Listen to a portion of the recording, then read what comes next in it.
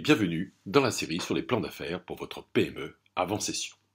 Aujourd'hui, ce que je vais vous présenter, c'est la force d'une stratégie extrêmement simple par rapport à une offre déjà existante sur votre marché et qui est bien supérieure à tout plan d'affaires. Et cette stratégie, c'est l'expérience client comme moteur de votre développement de PME. C'est un sujet déjà largement abordé dans nos précédents articles, mais il est capital de nos jours de comprendre les évolutions de comportement de la clientèle. Or, c'est bien cette évolution qui est susceptible de remettre en cause les positions acquises par les entreprises sur un domaine d'activité donné. Et c'est vrai pour tout le monde, les très grandes entreprises comme votre PME. Donc je vais vous prendre un exemple très simple qui concerne tout à chacun, mais encore très peu connu du grand public, et vous allez voir pourquoi. Il s'agit de la jeune PME, une dizaine de salariés, qui, depuis 3 ans, s'attaque, et avec succès déjà, au monopole de distribution de billets de train qu'est le site internet de Voyage SNCF. Vous connaissez bien cette application, qui permet d'acheter des billets en ligne.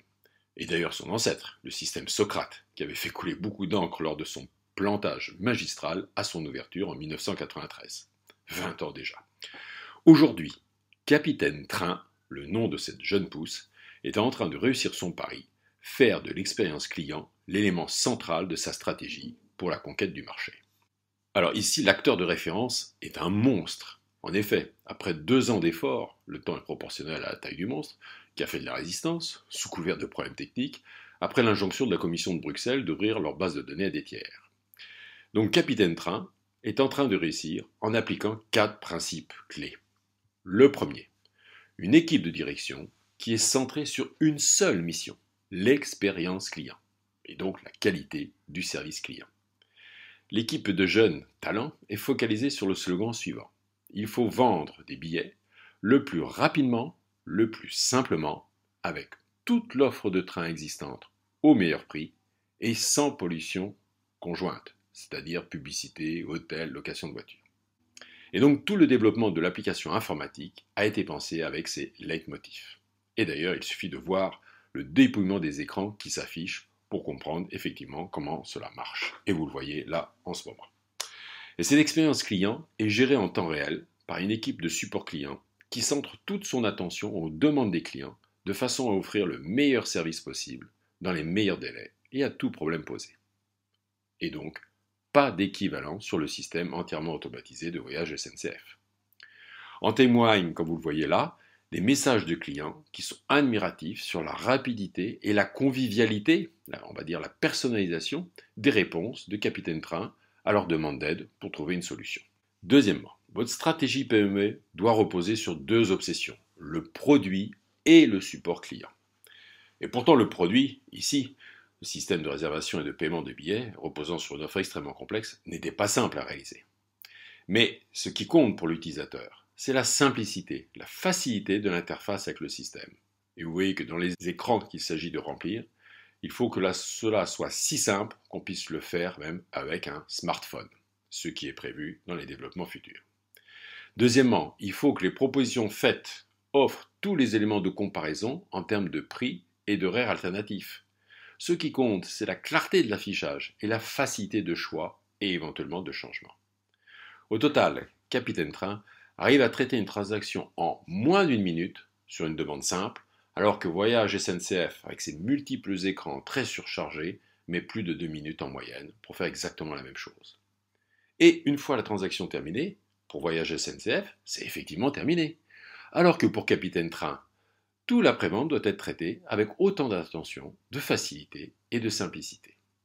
Y compris pour traiter une demande d'assistance d'un client un dimanche après-midi, comme vous le voyez sur ce tweet d'admiration de la part du client. Troisièmement, la valeur inestimable de la fidélité de vos clients pour l'avenir de votre PME. L'équation de la profitabilité pourrait s'écrire pratiquement comme suit. La frustration du client résolue, plus un produit top en termes de présentation, plus une expérience client vraiment superbe, égale une fidélité client exceptionnelle.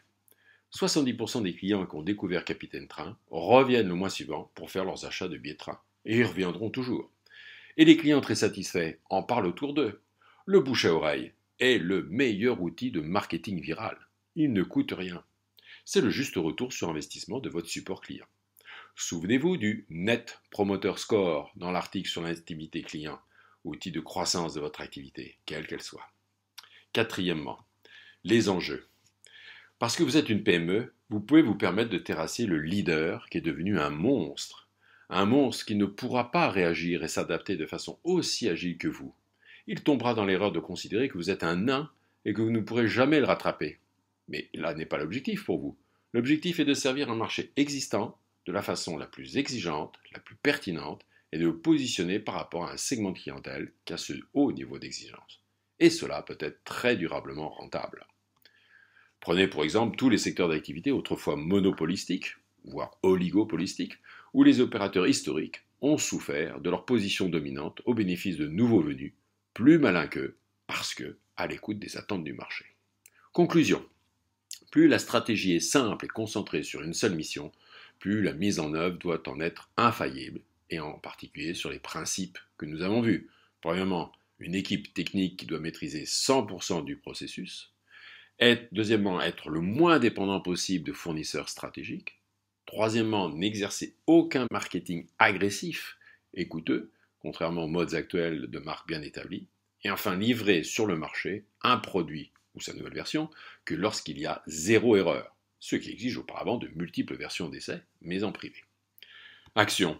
Pour développer un nouveau courant d'affaires à partir de votre portefeuille d'activités existant, constituez une équipe projet ad hoc qui applique ces 5 principes à la lettre. Centrez-vous sur tout sujet de frustration des clients actuels. Là où il y a frustration de clients, il y a une opportunité de business. Revoyez bien l'article sur la valeur ajoutée de votre proposition. Ne comptez que sur vos propres capacités pour réinventer le processus de conception, production, livraison d'un produit simple mais suffisant, n'oubliez pas le low cost, avec un niveau d'excellence pour le support produit. Merci pour votre attention. À la semaine prochaine. Jacques Jourdi.